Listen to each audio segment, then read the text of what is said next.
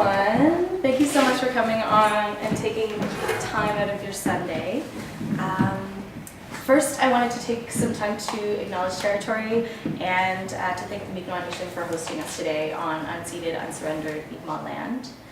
And I want to thank Amanda and Karina, who will be here signing for us in American Sign Language. And I lied to you first thing. I said that this would be a tour with the Curator, and that's clearly not what it is.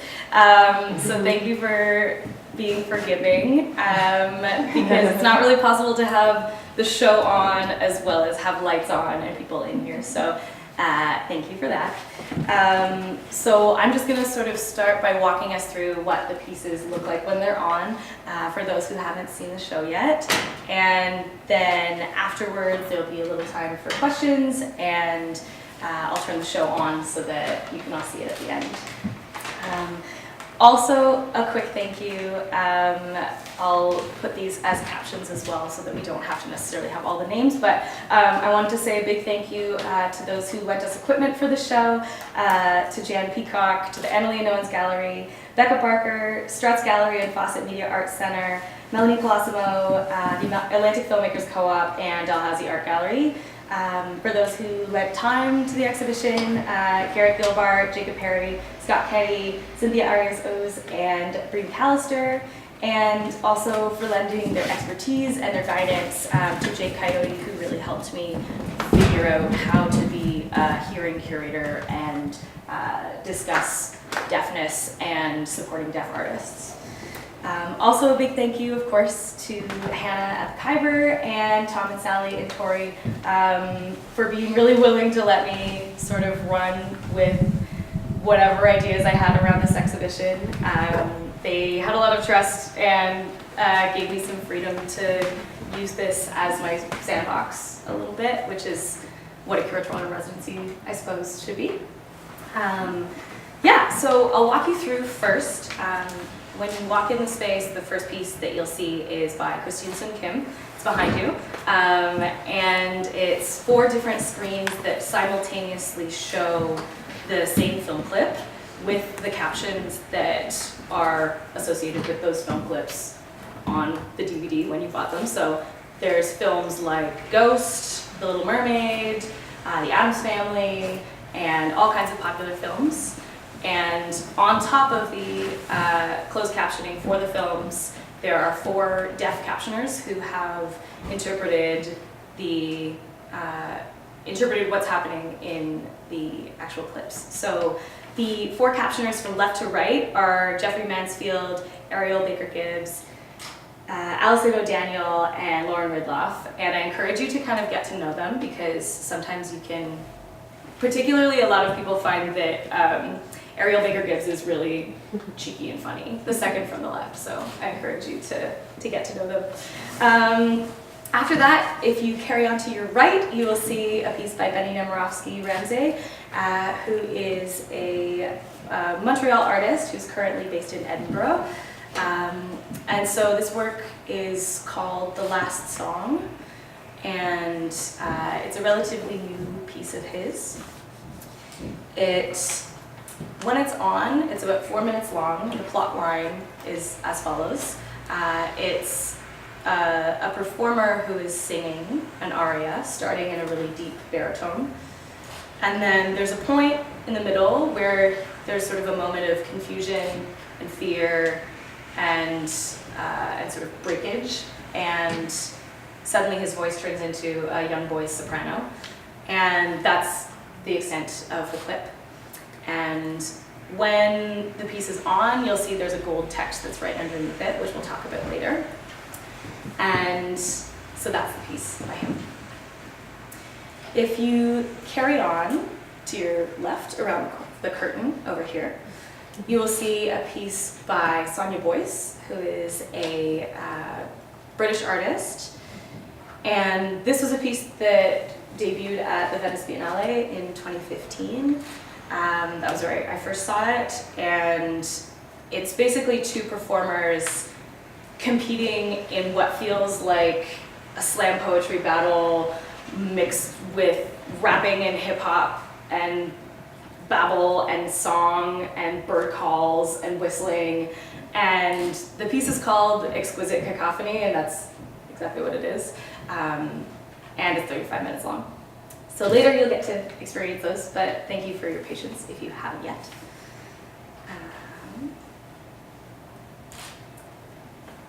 Great. So I saw this work first when I was living in Venice for 4 months. I was studying curatorial studies there.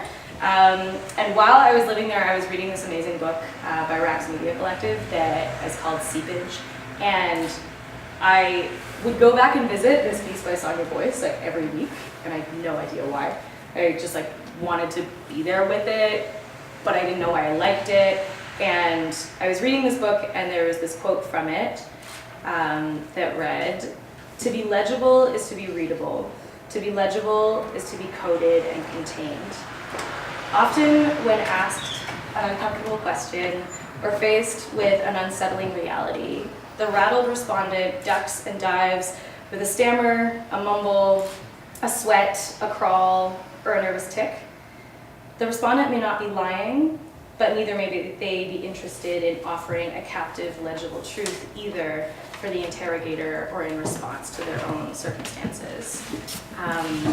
And I loved this idea of thinking about legibility and illegibility and where's the line between them, and why do we think of things that are illegible as illegitimate, which is something that we are now unfortunately encountering in the courts more and more. But in this respect, I wanted to come up with a show that is all about unraveling language in a lot of different respects. And so that's where it started.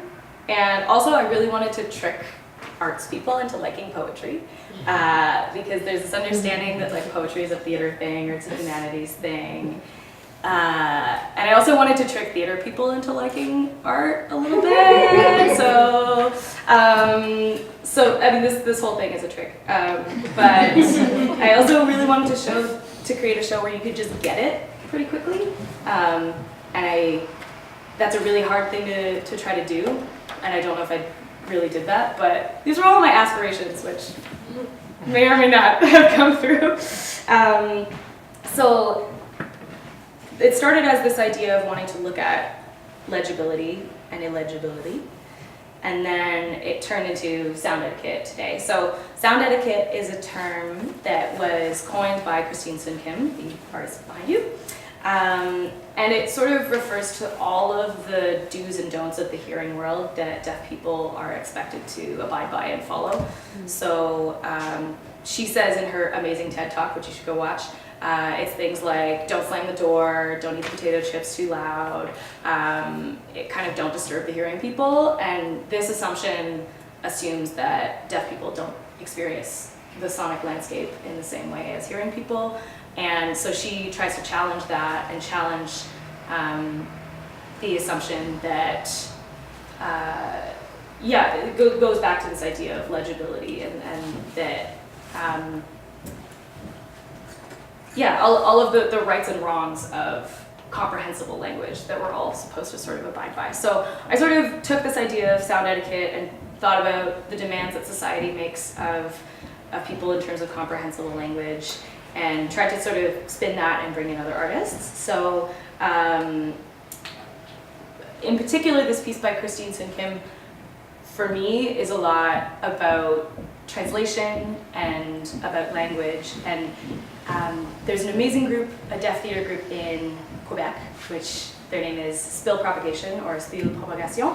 And they, I can't say this personally for me, this is their idea, but they said there's a lot of deaf people who consider themselves linguistic minorities rather than people living with disabilities, and oftentimes the boundaries in society that are put up against deaf people are problems with translation, not necessarily problems with ability. And that's one opinion specifically. I don't want to diminish deafness to simply a problem to do with language. But I think that this piece really specifically shows that and really really allows us to consider different ways that translation breaks down, especially in film. And so, yeah, I love that specifically. Also, something that I got to play with this piece was that I decided to do an online catalog rather than doing a print thing. There's little printed guys, but instead of doing a big text, I wanted to do something online because it allowed me to use GIFs in the, which is fun. It allowed me to use GIFs in the text, so rather than using quotes for Christine Simkim's words, I was able to use little GIFs of her signing them. And so, yeah, in the show, I think I wanted to try to find different ways of not, although closed captioning tends to be the way that mainstream society decides to communicate with deaf people, I tried to come up with different ways to break that down, but also realize that that's not, I'm never going to be good at that, and I'm never going to be perfect at that, so, as a hearing person. So that's where I sort of ended up. Yeah, so I just sort of carrying on and continuing to introduce us to the different works here. The piece by Betty Nemerofsky Ramsay was another tricky one. I sort of decided the piece, or to include him before I decided the work. And originally I chose to include a piece by him that's called The Return, that is these gilded golden megaphones that project the sound of a siren. Sounds like an ambulance almost, but it's actually, the sound is sung by a member of the Vienna Boys Choir, and it's like this haunting, terrifying siren call that is, he alludes to the siren calls like in the Odyssey as well, like the actual sirens. And it's a way of him talking about the demonization of high-pitched male voices and gender and sexuality and voice and the history of song. And so I loved how that piece is all about voice and all about expressing something without like English, or without comprehensible language, or without, but then that piece was actually exhibited at the Khyber in 2013. And so I was, what do we do now?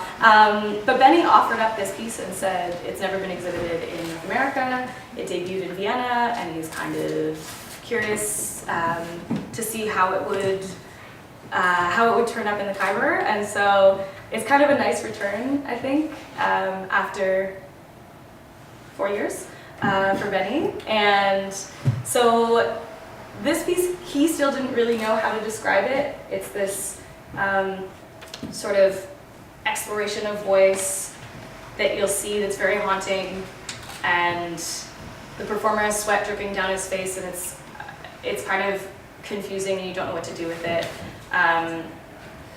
which I liked the idea of having a piece in the show that isn't very readable and clean, and that I can't completely describe to you exactly what it's about, because it's kind of ironic to make a show about illegibility and then tell you what it means. So yeah, but I will say in his bio, Benny lists, thanks. So in his biography, Benny has a little quotation that I want to read that I love. He says, "In his work, you'll find bells, bouquets, enchanted forests, folding screens, gay elders, glitter, gold leaf, love letters, imaginary paintings, madrigals, megaphones, mirrors, naked men, sign language, subtitles, and the voices of birds, boy sopranos, contraltos, countertenors, and sirens." And it was funny how at the end, like reading that at the end, how the show came together, that those are kind of symbols that flow in and out of the other pieces as well. So I like that. But to add another level of translation and confusion to the show. The gold text on the floor, I'll just read it to you. It's a quote from Paul B. Preciado, an interview in 2015. And here. So on the floor it says, cette voix sort comme un masque d'air qui viendrait de l'intérieur. Je sens une vibration qui se propage dans ma gorge comme s'il s'agissait d'un enregistrement sortant par ma bouche, la transformant en un étrange mégaphone. Je ne me reconnais pas. And the translation of that, which is in the text here, is this voice is released like a mask of air that comes from the interior. I feel a vibration that spreads in my throat as if it was a recording coming out of my mouth, transforming it into a strange megaphone. I do not recognize myself. And I'm thinking back to the megaphone piece that I wanted to have in here, and I'm like, kind of happy that things came back around there. So these were words that Preciado offered up in an interview when asked what was the most serious or dramatic side effect from taking testosterone.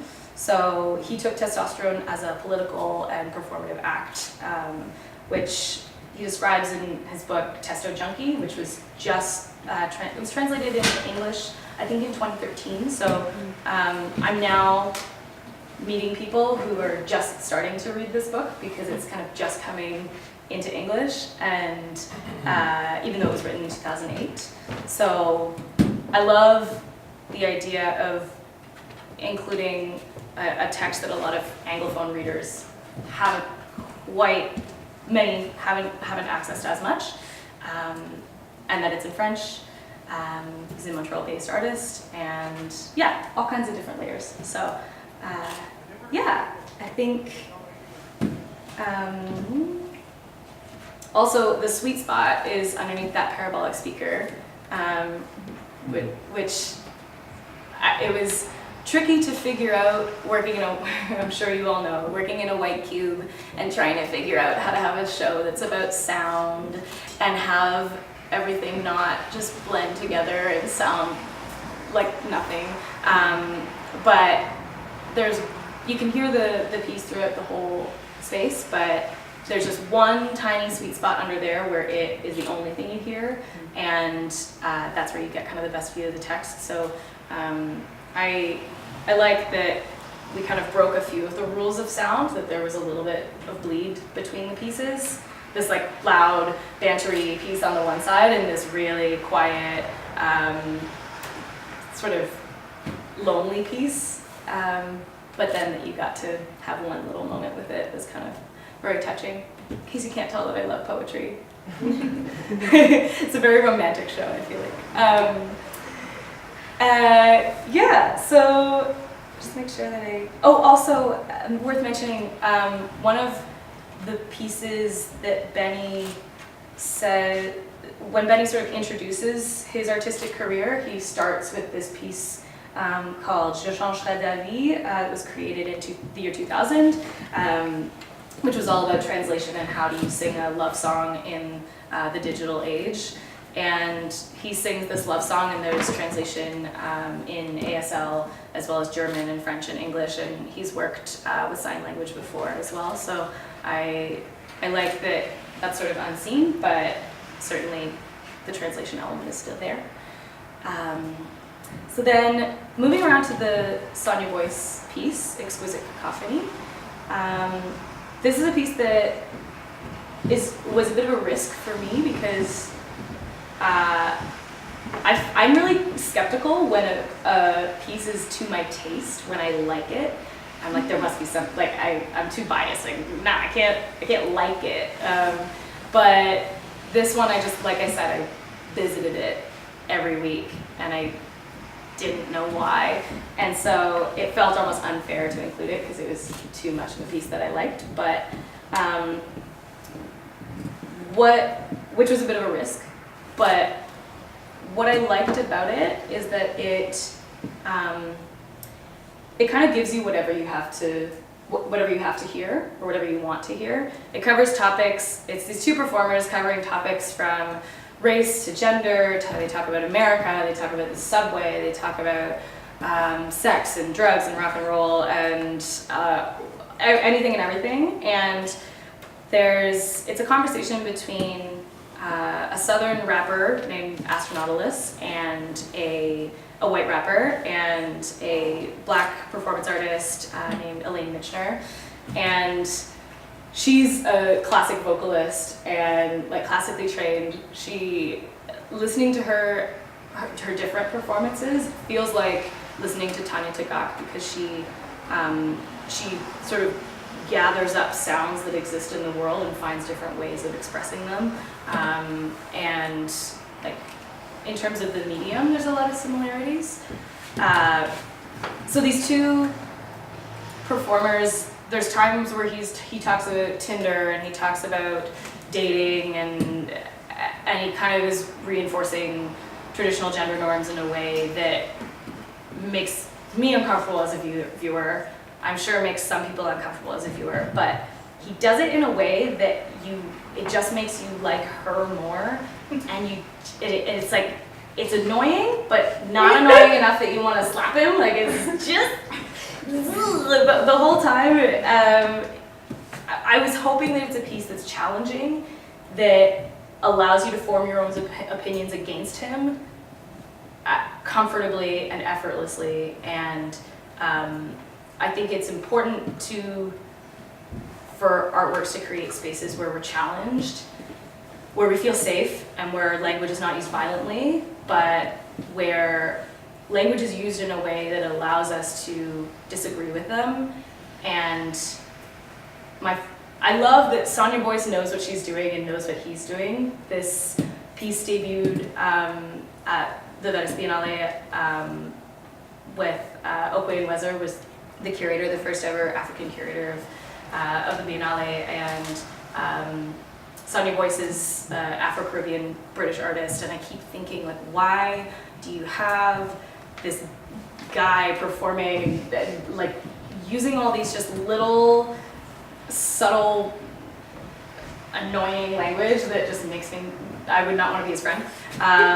But I find, recently I was reading Jessica Crispin's book called Why I'm Not a Feminist, which also did the same thing. It just made me annoyed because it was so forceful and so blunt about what it thought about feminism that it was easy for me to disagree with it. It was easy for me to look at it in response and go, I don't agree with that. And I find that I don't experience that as much anymore with all my friends who believe the same things as me.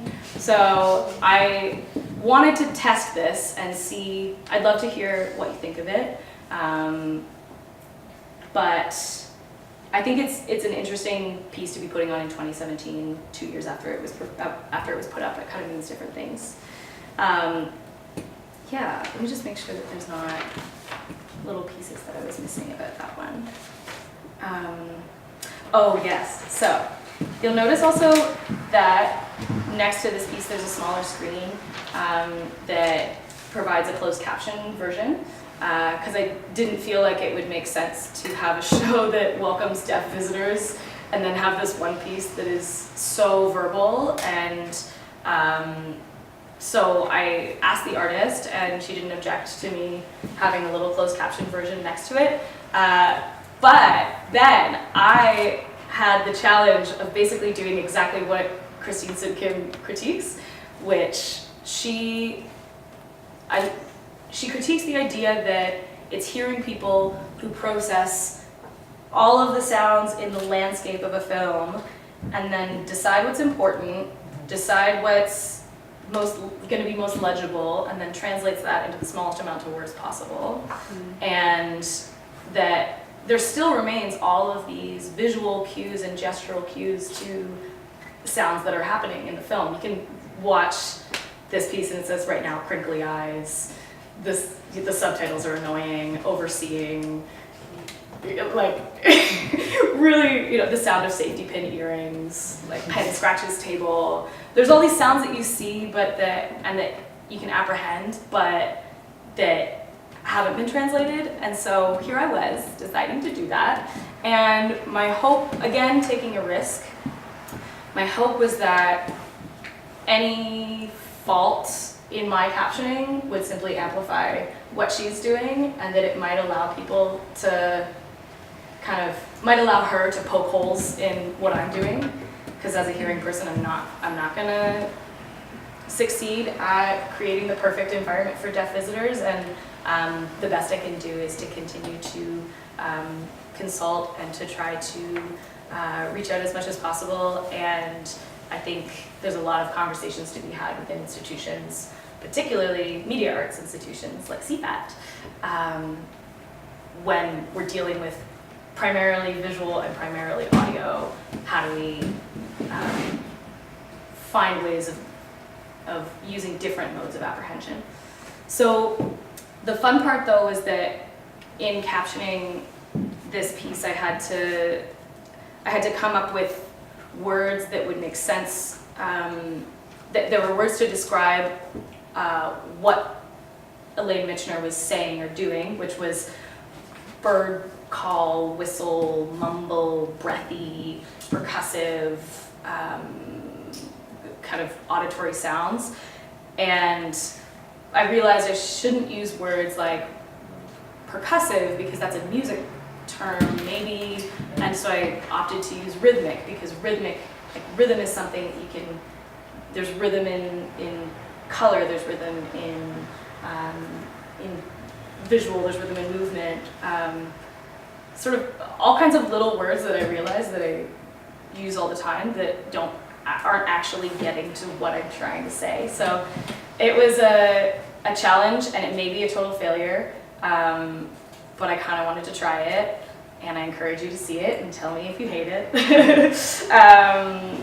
But yeah, I think that was an important part for me as a curator in this show, is to be a little uncomfortable if I'm going to talk about illegibility and working with artists who are people of color, who are living with different abilities, that me as a white hearing curator, I should be the most uncomfortable person in the room. So I certainly didn't clean up all the loose ends, tie up all the loose ends, tie or clean the loose ends. But I'm hoping, regardless, that it's something that leaves people leaving with more questions than answers, I guess, as anyone can kind of hope. Yeah, that's sort of, I mostly just wanted to kind of walk you through and tell you all my secrets. And tell the internet all my secrets. Yeah, if anyone has any questions or things they'd love me to talk about in relation to the show, if you don't, then we can just turn it on and we can mill about and talk about it. But yeah, anyone have any burning questions? Cynthia? The performer in the... Hold on one second. Get this all set. Okay, go ahead. Okay. The performer in the piece, not the rapper. Yeah, Elaine Michener. Yes. Yeah. She's an opera singer. Yeah, I know she's a classically trained vocalist in like jazz and gospel, and I want to fact check myself now, but she's sung as an opera singer. Okay. So she may not be trained. That may be my fault. But yes. Okay. Do you think there's some value to the identities that they carry? Because he's a southern, white man, rapper, and then she's, I don't know where she's from. She's British? She's British, yeah. Okay, she's British, she's black, and all these things. Do you think there's levels of value, or at least that value is intentional within her piece? Because I know identity politics are a very North American thing. I notice as a South American. And you never know when, and I've adopted that lens too, and I try to use it towards my society sometimes, and then I'm like, wait, that's ethnocentric, that doesn't work. We're not talking about those things back there. Do you think that value is used in this piece, or do you think maybe it's something that maybe has nothing to do with it? Maybe, Right, yeah. And it's a good question that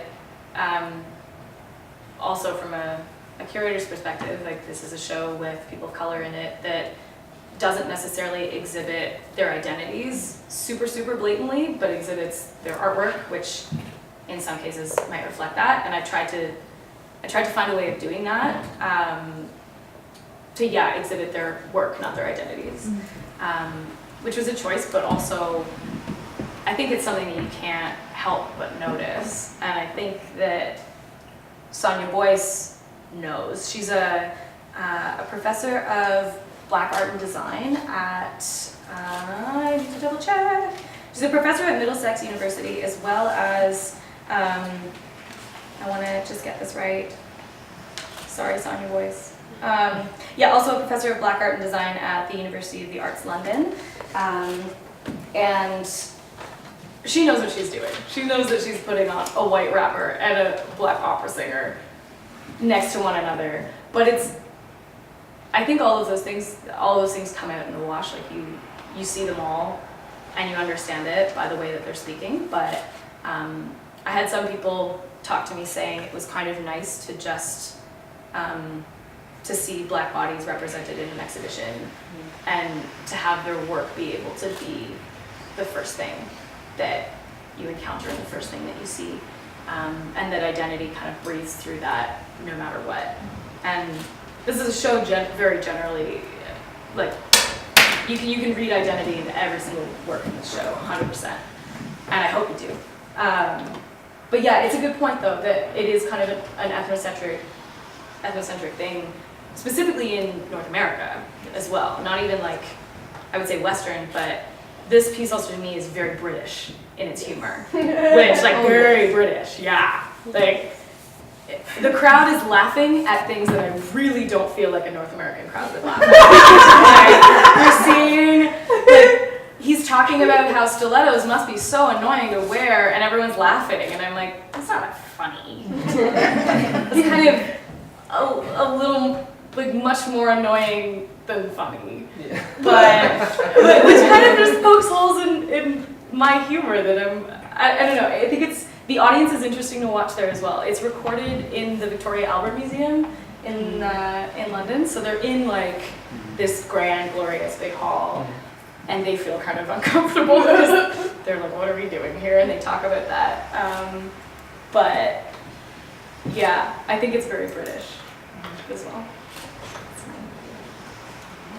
The films in this piece are from the 80s, I think. That's a good. Or something. Like, do you know? Right. I've seen The Little Mermaid or part of my childhood, but like, why these movies? That's a great point. Why a man? I hadn't thought. Why? It's true. It's a lot of. It's Little Mermaid. It's Ghost. I think there's some that I haven't as well. Huh? Yeah, 2001 is in it as well. Yeah, 2001: A Space Odyssey is in it. It's so also what I didn't mention when I described it visually was that 2/3 of the screen is blurred out, and so the top 2/3, so that the captions are the only thing that's clearly visible. The rest you can of course see colors and whatever. And so actually I haven't fully analyzed and pinpointed every single film in there, but you're right, it is kind of retro films. There's been some speculation. I welcome you all to speculate as to why the 2/3 is blurred out. Some people, I don't have an answer for you. I don't want to have an answer for you. But, but some people say, of course, that it might be the experience of watching a film with subtitles. Your eyes zone in on the bottom half and the rest is kind of blurred. There have also been some people saying it's likely copyright. I'm thinking though, because from my arts administration brain is going and is thinking, no, you could exhibit film clips and call it an artwork. Yeah. And especially when they're just little clips of film. Yeah, that would be fine. So maybe it's not copyright, but maybe it is. But she's American, so maybe it's different laws. This is my arts administrator brain is the prominent brain in my life. But they're all yeah. about communication somehow. Like yeah. What do you think? Or like her voice. Ghost, he's like attempting to communicate via a medium. 2001 is an amazing movie. Maybe she just picked her favorite films. Yeah, maybe. I mean, where's the Addams Family? Yeah, I guess I'm in there too. Yeah, I guess trying to like communicate. He's like doing Morse code, right? So that's a good point, Julie, actually. Also in the Little Mermaid, she loses. Yeah. That's what I said. Yeah, the Little Yeah. Mermaid, she loses her voice. Yeah. Yeah, there's some there. I'll leave it to you. Yeah, any other questions, wait, comments, heckling? Yeah. What's up, Will? It's just in reference to something you said about having reservations, including the work that you really liked. And from a curatorial standpoint, like why, just talk about that reservation. Yeah, it was actually, when was this? Maybe 4 years ago. I realized that it was somebody asked me, they said, oh, what do you do? I said like, oh, I study art history. And they said, oh, who's your favorite artist? And I was like, I don't have a favorite. I don't know if I distinguish between what I like and what I think is effective or exciting or urgent. And I realized, like, wait, that's a problem with me. Like, I need to figure out what art I like. So my summer project was to figure out what art I liked, and I would make like mind maps and try to figure out, like, am I liking this based on taste? And I notice also when I make critique based on taste, like when I say, oftentimes we'll say that work's not strong, but you're like, is it just that you don't like it? It's fine for you to not like it or for you to disagree with it, but I'm hesitant because taste is something, that I guess has some bias behind it. But so what art do I like? What I decided, I like art that's about letters. I like text-based art, like too much. So I need to be careful because I'll say yes to text-based art really quickly. I guess it's that art that you say yes to, like, very, very fast. And so I guess it just became a matter of me questioning why I'm saying yes to an artwork. And so this one, it took me a while, especially figuring out why am I saying yes to it in 2017.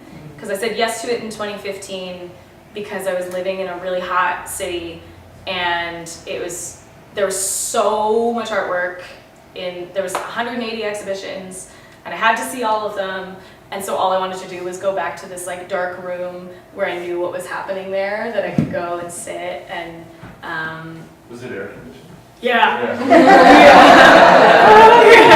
Was ever, yeah. I think I watched it twice once in a row. It was 35 minutes, but yeah. What do you think? Do you have that reservation ever? Like about artwork that you like, or is it else? I have to think about it, but yeah. Okay, That's think about it. something definitely to consider if you're curious. Yeah, it's funny.